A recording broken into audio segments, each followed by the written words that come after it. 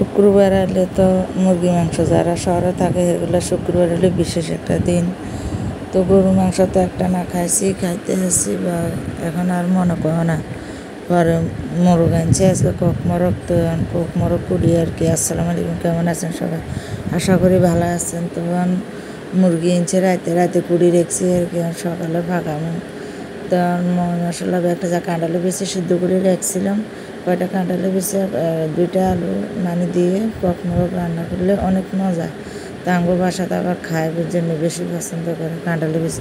কাঁঠাল খায় না কিন্তু কাঁঠালে বেশি অনেক পছন্দ করে। তখন মুরগি মাংস আজকে হাতে মাখি মুরগি মাংস রান্না করবো। তো পেঁয়াজ বাটা, রসুন বাটা, জিরা বাটা, হলুদের গুঁড়া, মরিচের গুঁড়া, তেজপাতা আর কিছু গরম মশলা এই লগে দিয়ে এখন তেলগুলো দিয়ে ভালো করে মাখে আধা ঘন্টার জন্য ম্যারিনেট করে রাখি দেবো।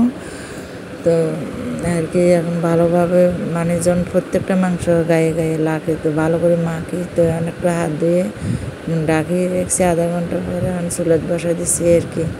তো এখান দিয়ে আবার 12টা বাজে গেছেন, তাড়াহুড়া করে তো কক মোরগ সিদ্ধ হইতে অনেক সময় লাগে। আর ওই কচুর ফুল সেদিন একটু ভাজছিলাম আর একটু রাখে দিচ্ছি, অনেকদিন আজকে ভাজি করুন আর কি। তো 2 চোখে 2টা ভয় দিয়ে ভাত হয়ে গেছে, তা ভাত হতে বেশি সময় লাগে না। তো মানুষ একজন, তো ভাই সব ভিডিওর মধ্যে বলতেছি আমি একজন মানুষ। তো এখন ঘরের সবগুলা কাজ করা লাগে। তো এখান দিয়ে পাইপিনটা বসা দিয়ে পেঁয়াজগুলো একটু লাল লাল হলে বাগারের মতো করে তো বাটা মশলাগুলো দেবো আর কি। তো এই হাঁকে দিয়ে আমার মাংসটা প্রায় কষানি হয়ে গেছে। কষে না কক মোরগ আর একটু কষুক। আর এইখান দিয়ে ওই যে কচুর ফুল ভাজিটা বসাই দিই, পেঁয়াজগুলো একবার বাদামি কালার হয়ে গেছে।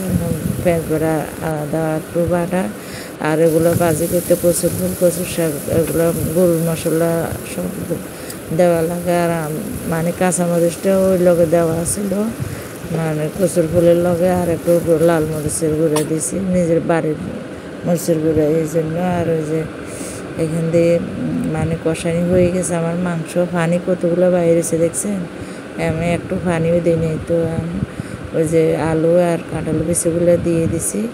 এখন আমার মাংসটা ভালো করে একবারে কষানি হইলে পরে তো এখন হচ্ছে 2 দিকে দেখছেন একবার এগিন লাইতে একবার এগিন লাইতে। আর একজন মানুষ নাই যে একটু সহযোগিতা করবে। তো আর কি একটা মানুষের যে অবস্থা হওয়ার দরকার এই হাঁকে দিয়ে আমার মাংসগুলো কষানি হয়ে গেছে আর কি। এখন পানি দিয়ে দিবে, পানি গরম পানি তো তাড়াতাড়ি উতরে যাবে গা।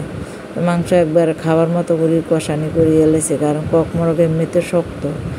তো আমাদের বাসায় সবাই পছন্দ করে, আমার ভালো লাগে না শক্ত, যে কারণে খাইবে। তারা তো ফ্যাটের ডিম হয়েছে, এখন ডিমগুলো দিতেছে, এর আগে দিলে তো ভাঙে যাবে। তখন জিরের গুঁড়া, ওই যে টালি রেখছি গুঁড়া করে এগুলো দিতেছি আর কি, সুন্দর একটা ঘেরা নাইব আর ফ্লেভারটা সুন্দর। তো হয়ে গেছে আমার এই যে কচুর ফুল ভাজি। তো এখন ওই চোখে রাখি দিই আর এই চোখের মাংসগুলো বসাই দিই আর কি। এই সাইডে দিয়ে রান্না করবো আর দোয়া ফালা করবো। দোয়া ফালাটা দেখালাম না, তো তাড়াহুড়া করতেছি, সবাই নামাজে গেছে, নামাজ পড়ে খাইতে আসবো এই কারণে। ডিম এটা ফুলই ফটকা, এটা ফ্যাটের ডিম গেছে। আমি একটু এটা সিদ্ধ করে হাওয়া সরাই দিছি। আর আমার মাংসগুলো হয়ে গেছে, একটু ঝোল মাংস করছি। তো আর যে কচুর ফুল ভাজি এই আর কি, এই জন্য তো জিরে গুঁড়ি দিয়ে লাড়ি দিছি ভালো করতে। যে আমার 2 তরকারি এই মাশাল্লাহ।